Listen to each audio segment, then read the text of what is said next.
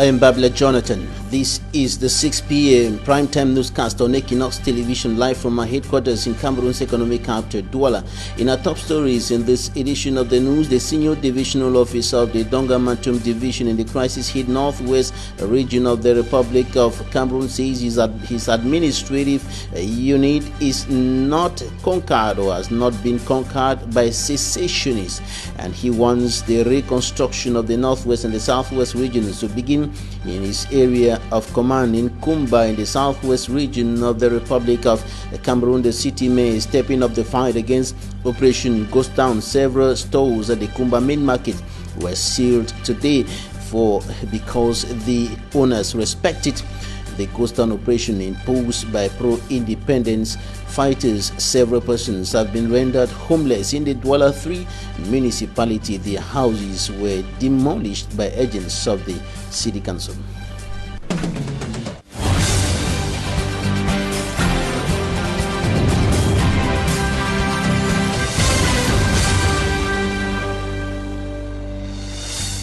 We begin this newscast in the town of Kumba, Meme Division, southwest region of the Republic of Cameroon, where council authorities are stepping up the fight against Operation Ghost Town imposed by pro-independence fighters across the two English-speaking regions of the Republic of Cameroon, hit by socio-political and security tensions for close to 4 years today. And the city mayor has sealed several shops in the Kumba main market. The owners respected Operation Ghost Down, contrary to instructions of the city mayor, who is urging all the business persons to stop respecting Ghost Down on Mondays. Smanjikan Gabriel reports. It is another Monday in Kumba, chief town of Meme Division. Streets are dry and void of persons. K-Town is ghosted.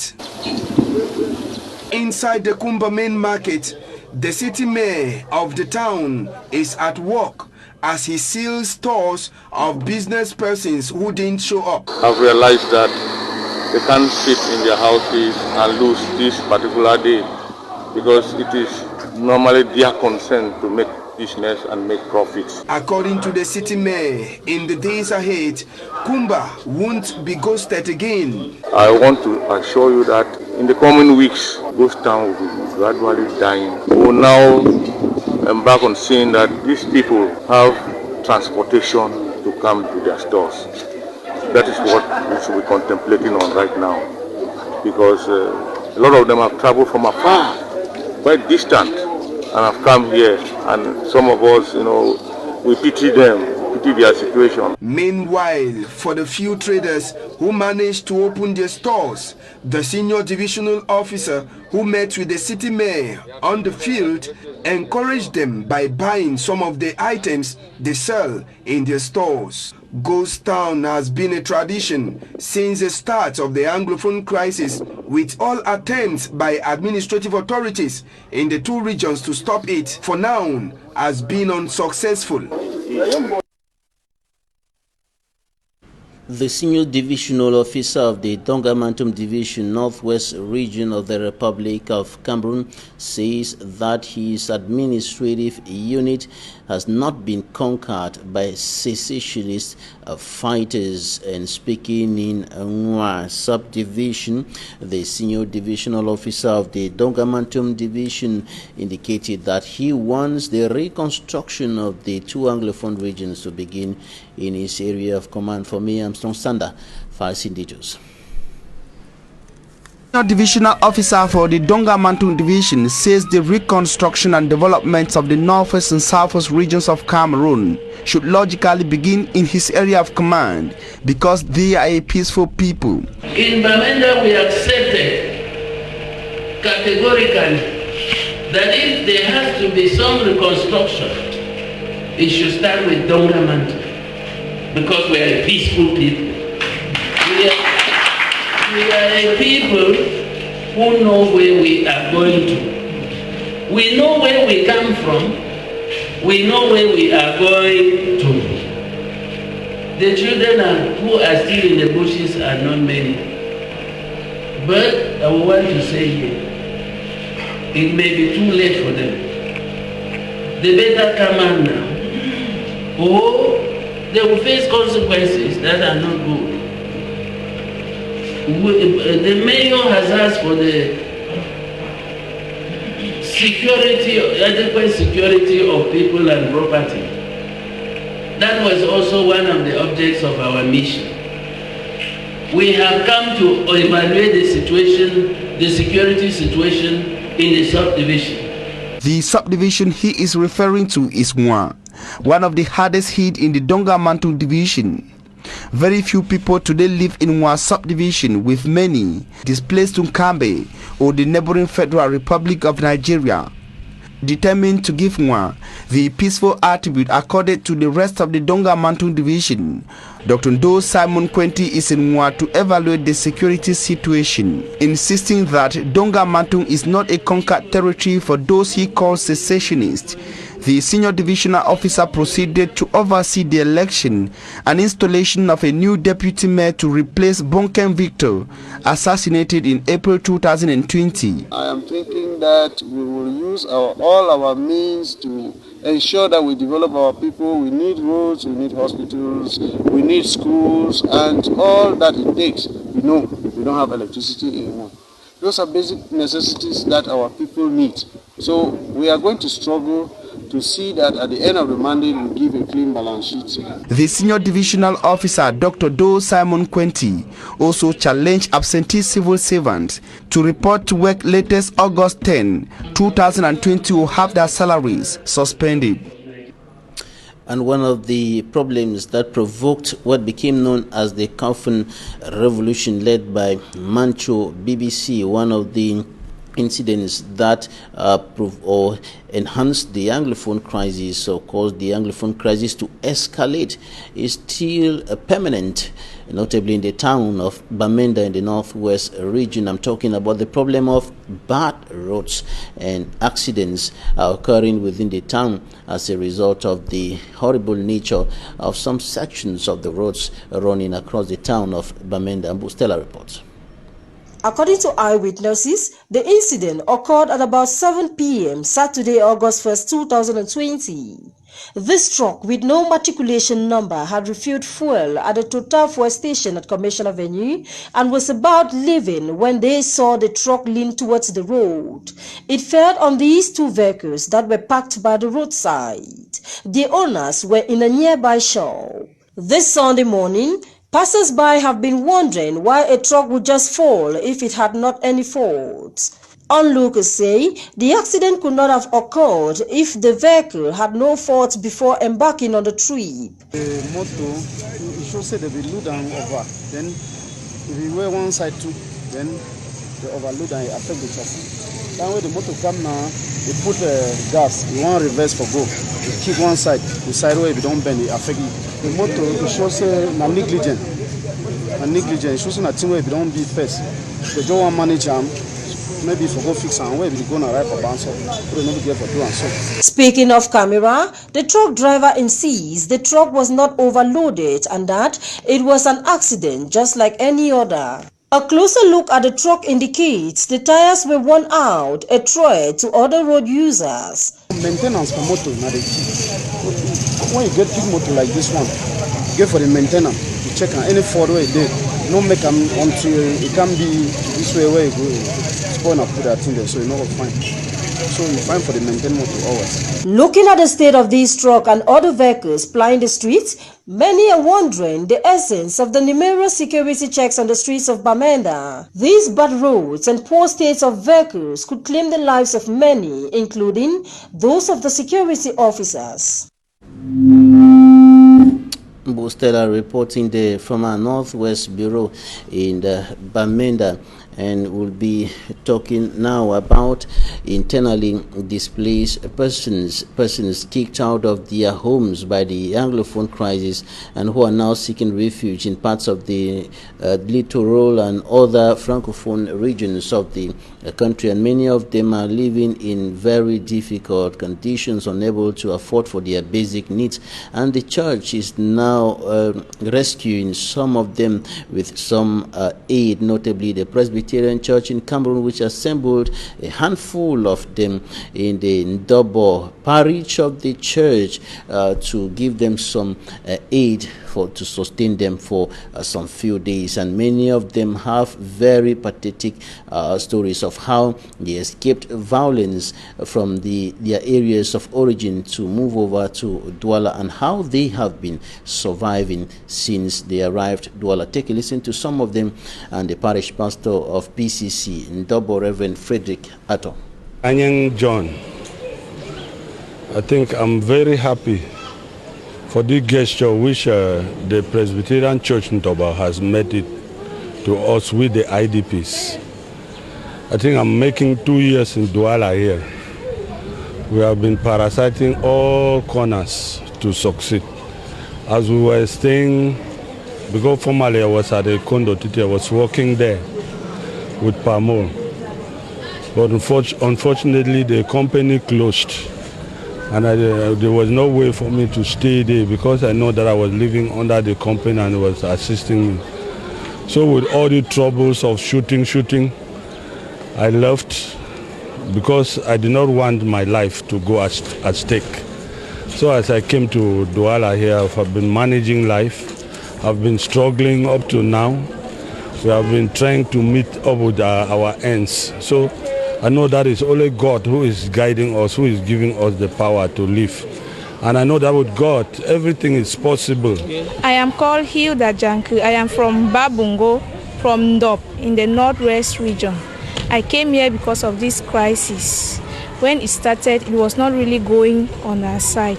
So I was forced to leave from there and come here. From what has been happening in Bamenda, if this thing don't really finish, we'll not go back to Bamenda. So we are praying that they should stop it, let the crisis go down so that we can go back to our places, back to our various homes, because our parents back there, they are really suffering.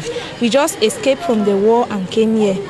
I am Reverend Atto Frederick, parish pastor of Presbyterian Church Ndobo.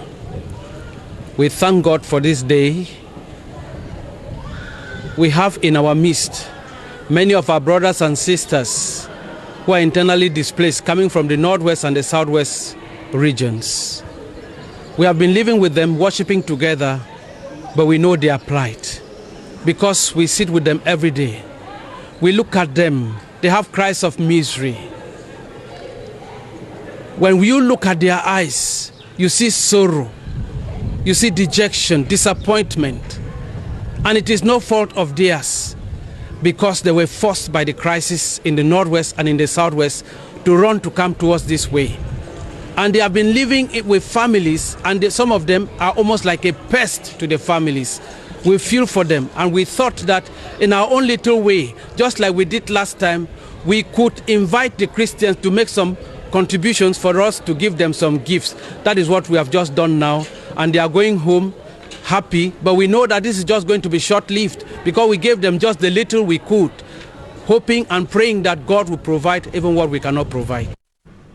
Now we take this press release on the Ministry of Defense of the Republic of Cameroon, and the Ministry for Defense says that on Saturday night, August 1, breaking Sunday, August 2nd, 2020, at about 11:30 p.m., several unidentified terrorists, including 2 suicide bombers, broke into Ngechewe village in the Mayo Muskuta subdivision in the Mayo Chanaga division, far north region of the Republic of Cameroon, to perpetrate acts of violence and atrocities. And after assaulting the members of the vigilante or the local vigilante committee and other civilians, some of whom hid themselves in makeshift structures, 2 suicide bombers chased them, and of course they chased them and activated explosive charges, and the explosion caused the death and dissolution among the population. The provisional human toll of this gruesome attack is as follows: 19 civilians were killed, including the 2 suicide bombers and 16 persons injured. The wounded were evacuated to the Adventist Hospital in Koza and others referred to the regional hospital in Marwa, Far North region of the country. And from investigations carried out and exploitation of the witnesses of the tragedy, it is quite clear that it was a terrorist attack involving suicide bombings. And of course, the investigation opened by local administrative authorities and defense and security forces will determine the depth of the despite of this despicable attack. And this press release is signed by Commander Atongfa Gemo Cyril, who is the commander, the head of the communication department of the Ministry of Defense. And in another press release, the Ministry of Defense gives information on the accident that occurred in the Far North region of the country, notably in the airport, involving a plane or an aircraft of the military. Nobody died in that incident, but some material loss were recorded. Now, in the Far North, or rather in the North region of the country, the governor and other administrative authorities are bent on breaking the neck of insecurity, so to speak, in that part of the country, and they are stepping up efforts to mitigate the impact of this ill on the population. Immaculate Fogwe has more. The recent rise in insecurity in the North Regional Capital, Garwa, is bringing together security and administrative officials to brainstorm on countermeasures. In a security meeting, the governor of the North Region, Jean Abate Edi, stressed to the senior divisional officers and top-ranking security officers to double their efforts in order to better combat the security challenges the region is facing. Right after this important meeting, security meeting, the Senate for the entire force of defense, population, authorities, administrative authorities, judiciaries, and all of notabilities are together to fight against the enemies of the republic, the enemies of peace, and the enemies of progress. So we are hope to know that in this way particular, we are going to fight against these ills,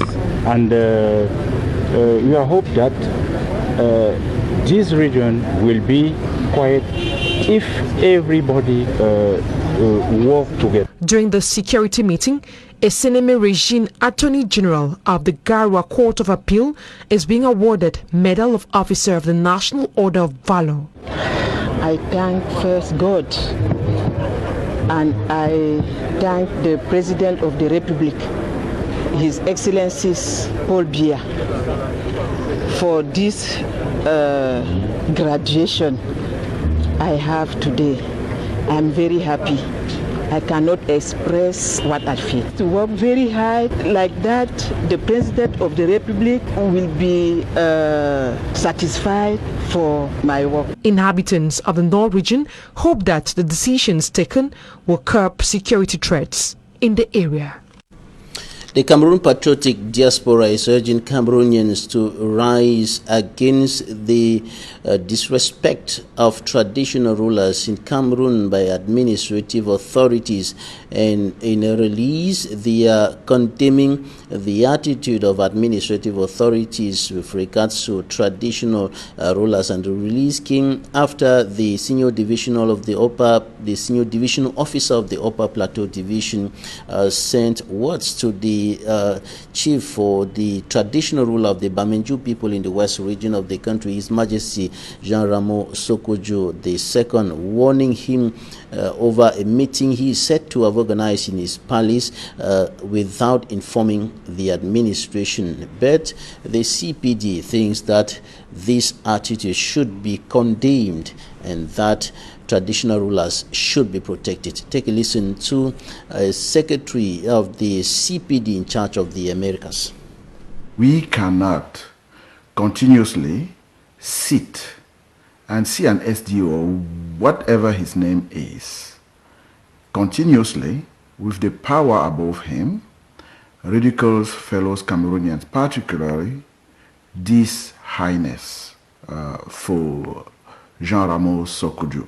We represent, sincerely believe, Cameroonians, all Cameroonians, from east to west, from north to south, should rise up as one to defend this paramount chief. Because our country, it is really going down the drain with this dictatorial government in place for so many years, and we are not doing anything to stop it. We really believe attacking a paramount chief who is not a member of any political party, who is not doing any political activities, try to put him down as a lesson to other fellow Cameroonians. This has happened so many times that we cannot just sit, even abroad, even in the diaspora, continuously seeing this going on. We must do something. And to do something, we should stand against this SDO and all those who are sending him to really influence the chieftaincy all over Cameroon or wherever it is going on. We have seen it in the south, where they decided, because a chief didn't want a gift from the president, to take him away. We cannot let this continue. We need to do something, and we have to think as people, as Cameroonians, to be able to do something against this.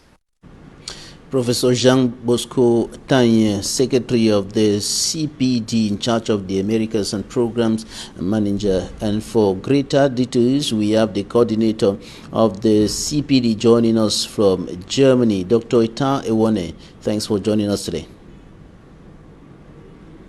Thanks for having me. It's always a pleasure being in your company. What is the problem? The senior divisional officer of the Upper Plateau Division told the traditional leader of the Bamenju people in the West region, His Majesty Jean Ramos Sokoudjou II, that he is not supposed to organize a political meeting in his palace without informing the administration as the law demands. What is the problem with that? First of all, let me try to clarify the rationale behind the letter of solidarity to force Sokoudjou sent by the CPD. I mean, it is not about defending an individual. Rather, our move is geared towards protecting what we rightly consider to be our traditional institution. In our understanding within the CPD, traditional rulers are a form of social and political authority which have their historical origin in the pre-colonial Cameroon. So for us, they are the custodians of our cultures and traditions, and we need to leverage the multiple roles played by these rulers in our collective effort towards nation building. So in a typical Cameroonian context, these people are believed to be representatives of the gods on earth. So to sum it up, we consider traditional leaders to be living institutions, and they are the most authentic and socially embedded civil society actors. So traditional rulers have been known as very important personalities in the society, in the Cameroonian society, and they have been playing significant roles politically, economically, in their respective areas of jurisdiction. So what we decry within the CPD is the repugnant attitude of an administrator towards a respectable traditional authority who has given all his all for the nation of Cameroon. So the communique by the SDO of Upper Plateau just reminded us of the colonial rule that undid the paramountcy of chiefs. So we at the CPD fervently believe in treating all traditional leaders with respect and dignity. So what the SDO for Upper Plateau did, it's a deliberate attempt to try to denigrate a natural authority in Cameroon. And we cannot stand and watch this happen. And that's why we are condemning this and calling on the SDO to openly apologize to the traditional authority and those that sent him, to recognize the fact that these people are not appointed leaders, They are not elected officials. These are natural authorities that we all have to respect and protect. But the specific case of the traditional ruler of the Bamenju people, the law in Cameroon says that authorities should be informed of every public gathering, and the senior divisional officer is saying, His Royal Majesty, you did not inform us. We don't want this because it's not correct. It's against the law. It's in violation of the law. What is repugnant in that? It is repugnant in the sense that, to the best of my knowledge, the meeting was taking place within the premises of the chieftaincy of Bamenju. So this premise is a private environment. This is a private residence. And the law of Cameroon also protects people's privacy. And so it was not a public manifestation. It was not a public meeting. It was a group of people meeting in a private residence to discuss issues of mutual interest. And so there was no reason for the phone of Bamenju to ask permission or authorization from the SDO. We have to respect privacy. Now, generally speaking, in your release, you highlighted the case of the chief of Minkan, who came under administrative pressure for refusing or qualifying a gift from the President of the Republic as insufficient, and also a traditional ruler in Yaoundé, His Majesty Efa. But the administration is in charge of making sure that everything works right within the territory, and within the territory the traditional rulers are also part of the citizens. Are they not under the control of the administration? Let me say, according to the law of Cameroon, the traditional rulers are important agents in the administration of the government of Cameroon. So the government of Cameroon relies partly on traditional rulers to aid in development activities. However, the degree of autonomy retained by traditional rulers in Cameroon varies depending on the political party to which they belong. So it is the authority, we have seen leaders being granted the greatest autonomy because they belong to the CPD party. The fact that you become a traditional ruler doesn't take away from you your constitutional rights of an individual. So for the chief or the traditional ruler to refuse a gift from the President of the Republic was simply an exercise of his constitutional right. He had the right to take the gift or to reject it. And from his own point of view, this was largely insufficient. And you can agree with me also that it was insufficient in the era where we are all confronted with a serious threat from the coronavirus. So handing people empty buckets was not the solution, and you don't have to compel anyone. I think the SDO can show us an article in the Constitution of Cameroon or in the Penal Code that says refusing a gift from the highest authority of the country is an infraction against the law. No, I mean we have to allow the rule of law to prevail in Cameroon. The Secretary of our society look like a jungle where people are compelled to accept things even against their own will. The CPD secretary in charge of the Americas and program manager, Professor Jean Bosco Tanya, said that Cameroonians should rise up and put an end to this. How? What do you mean by they should rise up? People have to get up and ask for their constitutional rights to be respected by all authorities. Going out to demonstrate, to ask for a right, it's constitutional. People going to the streets to ask for their rights to be respected, it's constitutional. The law of Cameroon provides for public manifestations. The law provides for demonstrations. It is our constitutional rights as citizens of the country to get up and say, enough is enough. We don't have to swallow everything that the government offers us, even when it kills us. Dr. Etta So we've gotten Iwane, to a point where people have to stand up and ask for their rights to be respected. That's all we are asking for. Right, Dr. Etta Iwane, coordinator of the Cameroon Patriotic Diaspora, joining us from Germany. Thanks for enlightening us on this issue today. Thank you, Mr. Babila. Coming up, we talk about some inhabitants of the Douala 3 subdivision who have been rendered homeless. Their houses have been demolished by the city council. The houses were constructed on state-owned land. Details with Innocent.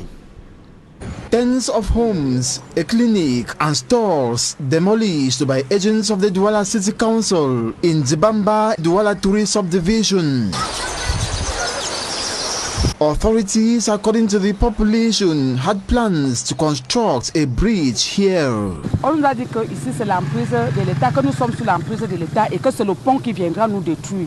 But in our greatest surprise, we see our houses being demolished without prior notice. The day the agents came here, they only told us to start evacuating. As for me, I succeeded to remove few of my belongings. They just arrived this day and began evicting us in rains.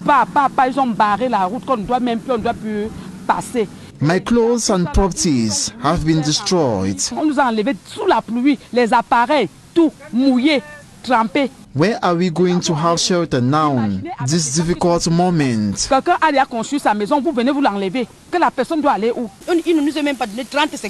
didn't even give us 30 seconds to pick up our important documents. I have called my husband in the far north region to explain to him to no avail.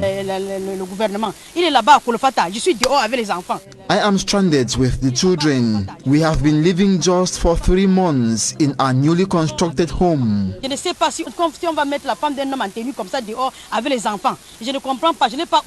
A clinic was also demolished.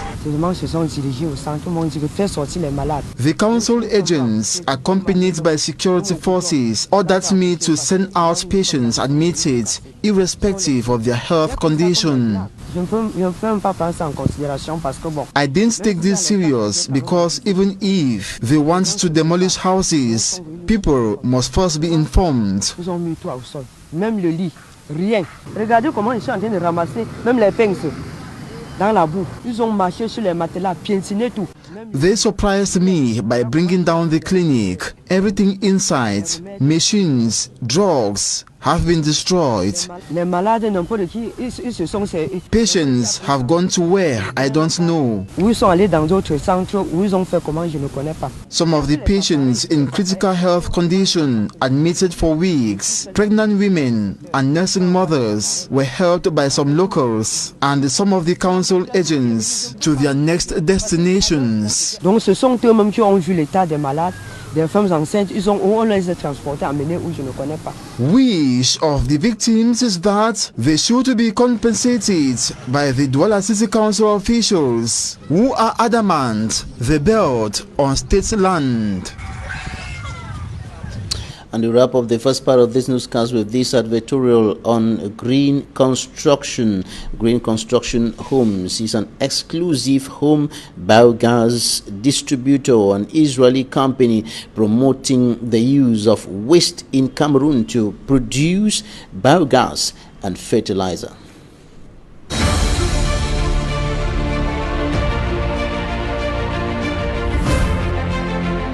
With the present COVID-19 pandemic, it is time for us to think in terms of sustainability. It is time for us to grow our own food and treat our own waste. Hello everyone, I am Lynn from Green Construction Home.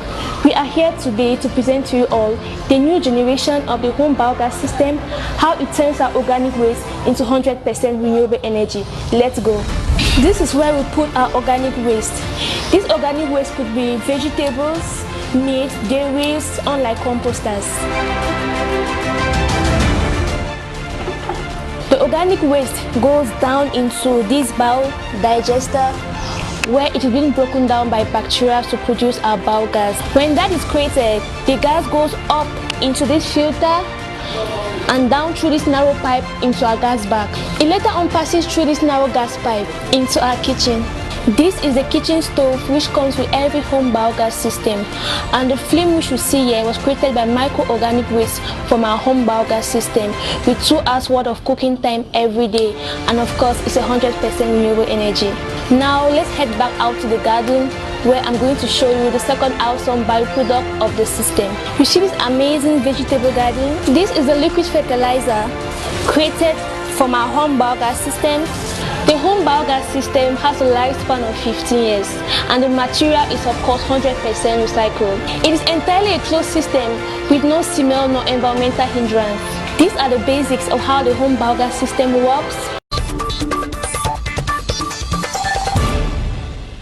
Today we are receiving an information.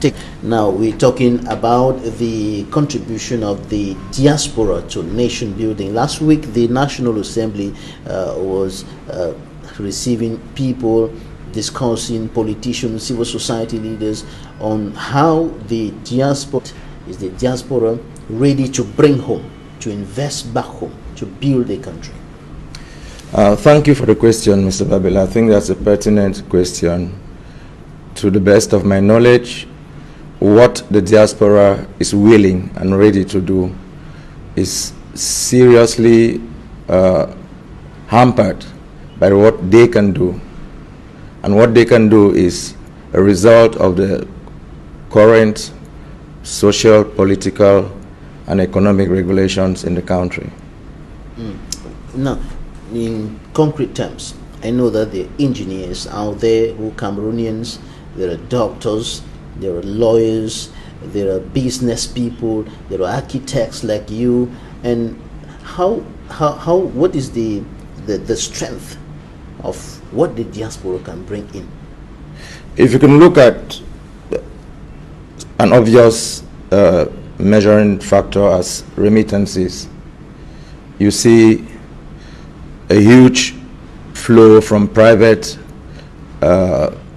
channels from the diaspora back home, and it's rather unfortunate this cannot be structured and formalized for the diasporans to actively engage in a process which is well defined in developing the country. For instance, there is no architecture from the state level going down involving the legislative and the judiciary and executive about this issue. 10 years back, we had the Diaspora Investment Forum headed by the then Minister of Industry, Trade and Industry, Luc Magloire something, I think. And after that, they had a promise this would be a yearly event. Nothing came from it. So you get these pockets of people coming up with all kinds of fancy things they want to involve the diasporans in and they want to do, but there's no follow-up because there's no enclosing architecture and clear vision from the state level. There's what they really want to do. Defined framework. You're right. That's what I'm trying to say. Right. Now, the parliament started discussing with politicians, civil society leaders last week on how to enhance the contribution of the diaspora to nation building. What are some of the major obstacles that you in the diaspora, you are running projects in many countries, in the UK, in the Netherlands, in the United Arab Emirates, in the US, and of course in Cameroon? What are some of the major challenges that you're facing, bringing some of the expertise, some of the projects back home? First, there is obscurity. Obscurity in and around the process of information finding and the usage of information. If you have to get a permit, you go to one service, you have a different set of requirements. You go to the other service, depending on who you meet, the requirements are different again.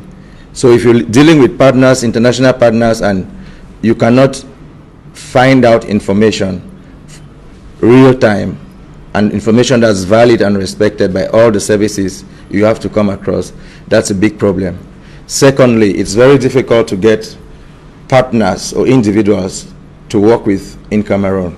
There are some really very good people in Cameroon you can do projects with, but sometimes to get the quality of partnership you need to get things done on the ground is a big challenge. Thirdly, it's something that's been stated and talked about, corruption and greed. Corruption and greed of so many Cameroonians is a big problem. Before we go deeper into talking about corruption, why is it difficult to have partners in Cameroon? Is there a problem of trust? There's an issue with professionalism. There's an issue with communication. There's a gap in expectations. These are some of the things, and you can see the few private companies in Cameroon that really broker deals with foreign partners and exhibit these qualities. They prosper. They do very well. From a very microscopic level, let me give you an example. About 5 years back, I engaged in a farm project in Piti, somewhere around Zibamba, in the outskirts of Douala, going towards Edea. And just after the first harvest, the agric engineer was managing the project, and his wife, they stole all of my produce. But I had just invested about 1/5 of what I had to see how it works in the first year, and then I spread out. The project ended. The project ended. That's a very simple example. Take another example.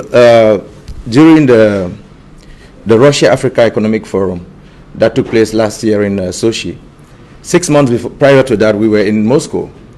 We were in Moscow for preparatory meetings with all kinds of Russian companies. I met just one Cameroonian industrialist there, a lady. 6 months later, we were in Sochi. The Cameroonian delegation came 2 days, 1 day before the occasion began. No groundwork, no meetings, no facilitation. So you are there as a diaspora trying to link foreign partners with local companies, and you miss that linking pin, which is the government and officials. How much is corruption a major hindrance to diasporans coming back home to invest? It is a very serious hindrance. It's an obstacle. People start projects with expectations and with foreign partners or other nationals, and when it's not possible to go beyond phases of your project because you come across all of these corrupt officials in Cameroon wanting a kickback, asking for all kinds of unnecessary documents. You start a project here, you have money here, you cannot pay your suppliers abroad through your bank in Cameroon to supply your products or equipment in Cameroon. It's a problem. If you go to the seaport, you need to export material or equipment or import material or equipment. It's a hassle with how much you have to pay, when you have to pay, whom you have to interact with. So there are different levels of corruption in the whole chain. What about the issue of dual nationality? Dual nationality in itself is a major prerequisite in the architecture of diasporans feeling engaged and being part of the initiative the legislative is taking. It is impossible to understand that the last batch of Cameroonians who were sponsored by the Cameroonian government, who are they call today diasporans, was in 1991. These people have been out for close to 30 years. They had their GC advanced levels or back at about 20 years. So they are 50 years old now, and the government does not do anything to involve them, which is concrete. So the ones that came later, who were not sponsored by the government, feel no moral obligation to bring back anything at home. Their kids they have over there feel no obligation because they see the frustration from their parents. So it's a serious issue, Mr. Babila. All right, we're running out of time, but let me just give you some few seconds to talk about what should be done. What should be done to enable diasporans to come back home, invest, and contribute adequately in nation building? In my opinion, I think the head of state or the most senior level of government should champion a project or a program to bring back diasporans and their contribution into the country, which means with that executive level stakeholder participation and oversight, they will have the leverage to create commissions for different aspects of the process, because it's going to be a process. You have to have universities partnering with universities, partnering with the GCAM to make sure people are trained in what is needed. First of all, you need manpower, good manpower for what is needed in the country. Then you need the finances. The opportunities are there. And then the legal framework. And the legal framework, of course. All right. Samuel Wanki, information technology architect and investor. Thanks for joining us today. Thank you very much, Mr. Babila. Thanks, ladies and gentlemen, for staying with us. That's it for today's edition of the 6 p.m. news on Equinoxe Television. Goodbye.